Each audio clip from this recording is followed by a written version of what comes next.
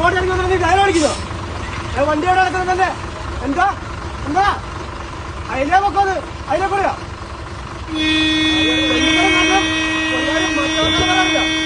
എങ്ങോട്ട് പോണ്ട, നീ എങ്ങോട്ടാ പോകുന്നേ? എങ്ങോട്ടാ പോകുന്നത് നീ?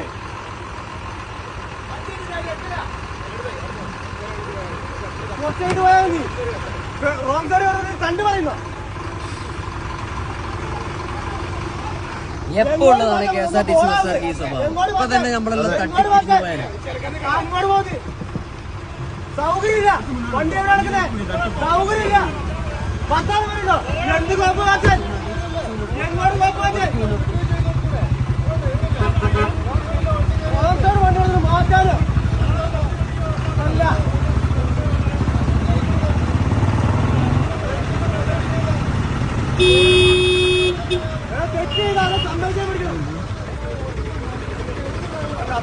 ഇവരെപ്പോ ഉള്ള പരിപാടിയാണ് ഒരുമാതിരി നമ്മളെ നെഞ്ചത്തേക്ക് വണ്ടി കയറ്റി നമ്മൾ റോഡ് കൂടുതൽ ഓടിക്കുന്നത്. അപ്പൊ ഇതിനൊക്കെ ഒരു മാറ്റം വരണം, അത്ര തന്നെ.